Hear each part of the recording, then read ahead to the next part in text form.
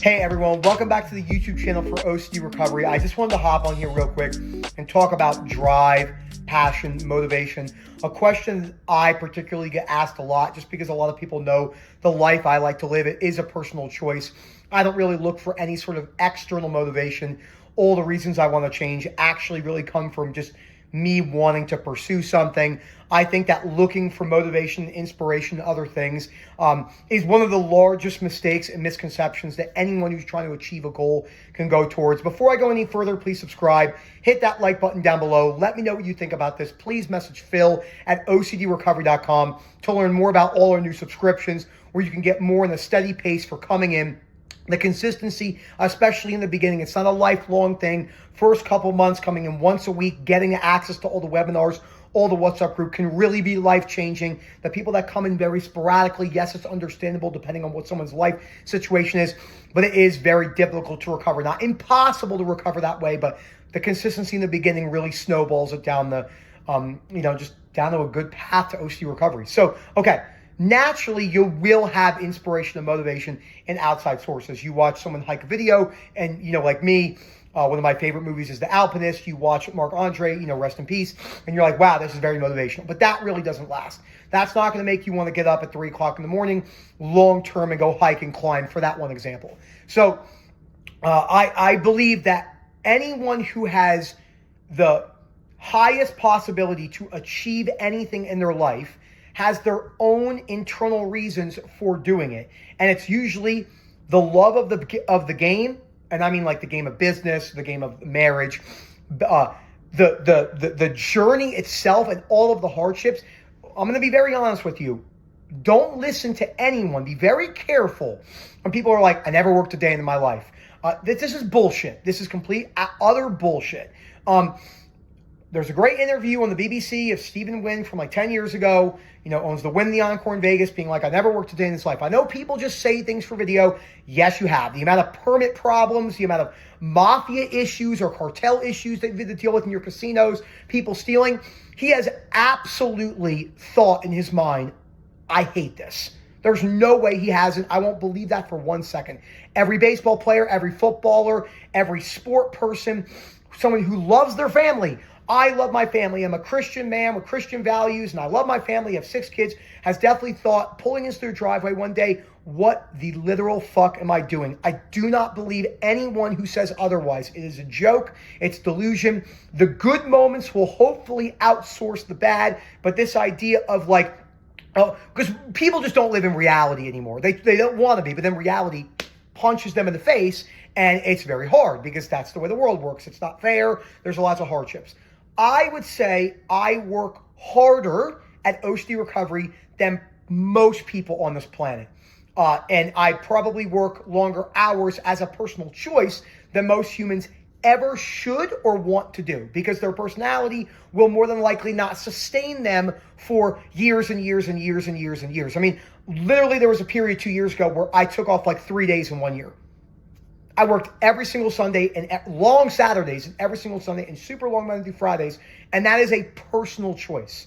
That's what I like to do because I'm driven internally because I like to see the outcomes, the potential for an outcome. If I don't get those outcomes, sure, it sucks. It's not what I want, but I'm going to try. I mean, when we met with our accountant for our business 3 years ago, and he was doing his normal paperwork stuff. When do you want to retire or something like that? And Erica laughed, and he's like, oh, you're one of those people. I said, never, ever in a million years. I will work somewhat until I die. If I'm 95 years old, I'll be a greeter somewhere. I will be working. I do not believe in the, I don't believe in the aspect, how do I want to say this? I don't believe in the philosophy of retirement, how most people do in my country, in America. I think it's a dead end, it's a terrible mindset, and it sets you up for failure. Why? Oh, I'm going to just do all this, and then I'm going to retire at 60. I mean, I've met people who are like 3 more years to retirement, 2 more years to retirement. And the cons of that philosophy is bad. It's really bad. Like you're just it's not about the present moment or like forcing it, but you are not actually enjoying any elements of your journey whatsoever at the level that you probably could if you didn't have that, like, oh, this and that, and next thing I'm retired, sit on the beach and everything. And first of all, that lifestyle for a lot of people ends very badly. That's another story, especially if you have a lot of money. But this idea of drive and passion and the way that people describe it is such bullshit. And it's not even funny. How do I know this? Because most people don't do what we do with OCD recovery. Most people's businesses don't operate the way we do. 80 countries, 90 countries, working 7 days a week. I see people work for 3 days and they get burned out and then quit. I mean, I was passionate about just being a real estate agent. And then when things got tough and they weren't making money, they just dropped it. They didn't supplement. They didn't work another job, 2-3 jobs. They didn't get a bartending job or a bar back or a server job. It's because the passion that you think you are going to develop is not actual passion. Passion, more than likely, there's no universal definition. These are all just my ideas, is this.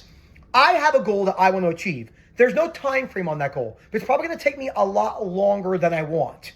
So when I go towards that goal, there's going to be many moments where I don't enjoy it and don't like what I'm doing. Nobody wants to hear that. There are going to be so many moments, not a couple, so many moments of, what the fuck am I doing? I'm making a YouTube video. Oh, sorry. Yeah. No, I'm screaming at the camera.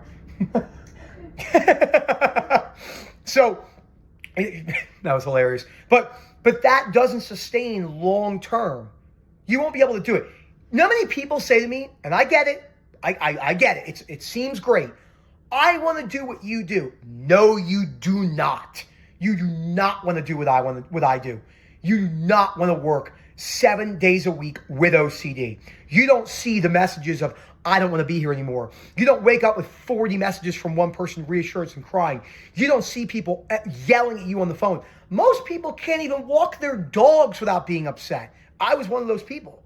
I used to get so pissed because I was so aggravated from my OCD. Like, you're not going to go from being kind of stuck to running the largest obsessive compulsive disorder company on earth, worldwide. That's not how it works. Like, we live in this idea that people have forgotten that you more than likely have to start at the bottom. Like, you are shit, right? This is you and your career. You're here. You just started. You are garbage. Get out of that delusion. Get out of this. Well, my feelings and this and that. Yes, respect. Yes, compassion is key. But you are shit. Okay? And then you have to work your way up and slowly build with all the hardships and the trenches and this and that. People think nowadays it's like social media. Passion, multimillionaire. It's like most people have no money. Zero. Like, and the level that you think it is, like, if you just went by social media, everyone's like, yo, dude, I'm walking around with bags of cash, bro. I'm Mayweather, the boxer. It's like, no. Most people don't have that. So it's not that you couldn't potentially get there one day, but you think that like, oh, I saw Mayweather, I'm going to be a boxer. Like, that's what I want to do. You know, because we just got back from Vegas in the Crawford-Canelo fight, which was nuts. You don't see their life every day, 4 o'clock in the morning, running with their vests on 12 miles a day, getting boxed, getting so sore all the time, body punches from their coaches, everything like that.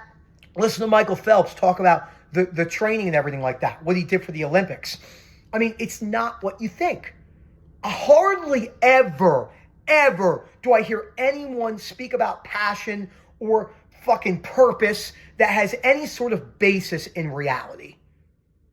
Well, everyone has a purpose in life. No, they don't.